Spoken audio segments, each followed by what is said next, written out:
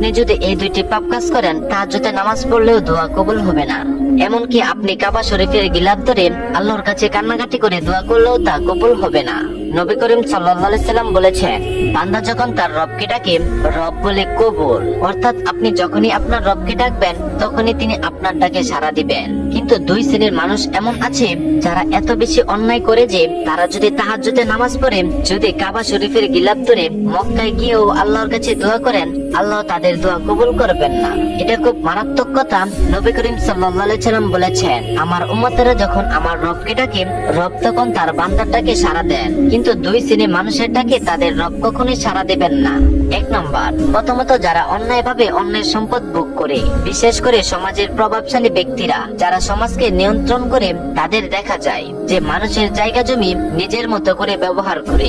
এগুলো আবু জাহেলের কাজ।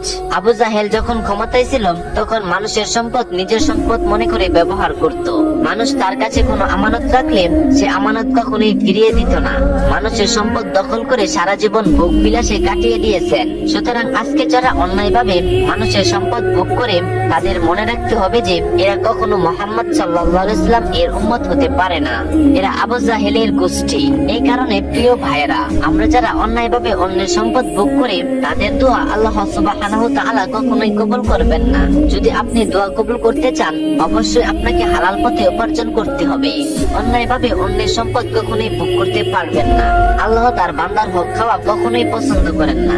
যদি তা করেন, তাহলে আল্লাহ পাক কখনোই আপনার সেই দোয়াগুলো কবুল করবেন না।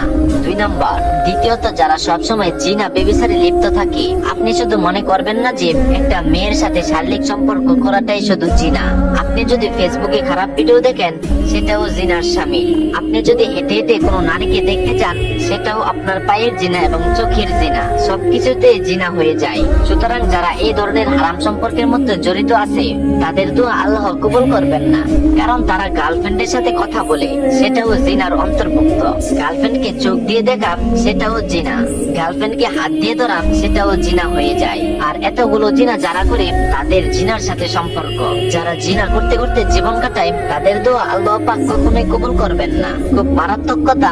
নবী করিম সাল্লাল্লাহু আলাইহি সাল্লাম এর এক হাদিস শরীফে আছে, তিনি বলেছেন, আমার উম্মত যখন চুরি করে, তখন তার থেকে ঈমান চলে যায়, যেমন হারাম সম্পর্ক। তিনি আরো বলেন, আমার উম্মত যখন জিনা বা ব্যভিচারে লিপ্ত হয়, তখন তার থেকে ঈমান চলে যায়। আবার যখন মদ খায়, তখনও তার থেকে ঈমান চলে যায়। পরবর্তীতে সে যখন এগুলো ছেড়ে আল্লাহর পথে ফিরে আসে, তখন তার কাছে ঈমান ফিরে আসে।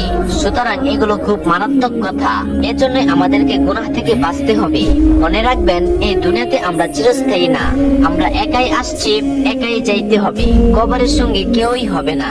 আল্লাহ সুবহানাহু ওয়া তাআলা এসব পাপ কাজ থেকে আমাদের হেফাজত করুন। আমিন।